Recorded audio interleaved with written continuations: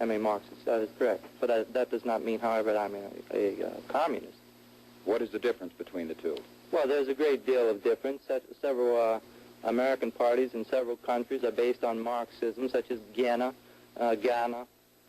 Certain countries have characteristics of a socialist system, such as Great Britain with its socialized medicine. These, then, are the differences between an outright communist country and countries which adhere to leftist or Marxist principles. Conversely, a lack of interest in politics is precisely why at least one of Oswald's colleagues remained oblivious to the motorcade. So while it's understandable for someone apolitical to be taken off guard by a presidential visit, it makes far less sense for someone like Oswald. On November 21st, the day before the assassination that you were describing, was there any discussion between you and your husband about President Kennedy's trip or proposed trip to Texas, Dallas, and the Fort Worth area? I asked Lee whether he knew where the president would speak and told him that I would very much like to hear him and to see him. I asked him how this could be done, but he said he didn't know how to do that and didn't enlarge any further on the subject. Had there ever This been... was also somewhat unusual, his lack of desire to talk about that subject any further. How did you think it was unusual? Could you explain that?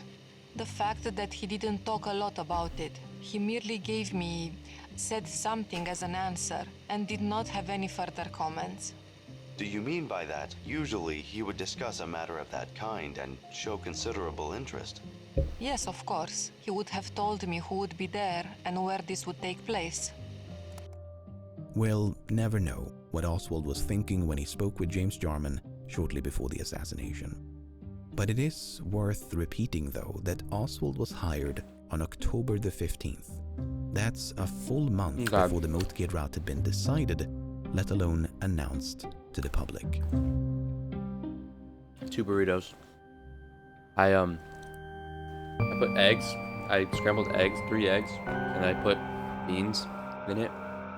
And then I crushed up potato chips. On the morning of November the 22nd, a handful of employees here. have been assigned to install a new plywood floor on the 6th floor of the book depository. Every once in a while, they would catch a glimpse of Oswald. I saw Lee Oswald shortly before lunchtime. He was by himself with a piece of paper in his hand. I had nothing to say to him, but some of the other male employees teased him and told him he ought to go get a haircut. Lee Oswald just laughed at this remark.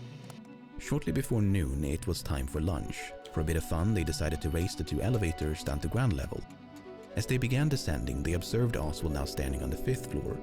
He shouted for them to stop or to close the gate to the elevator upon reaching the 1st floor. Huh? Charles Givens then realized he'd forgotten his jacket and cigarettes up on the 6th floor.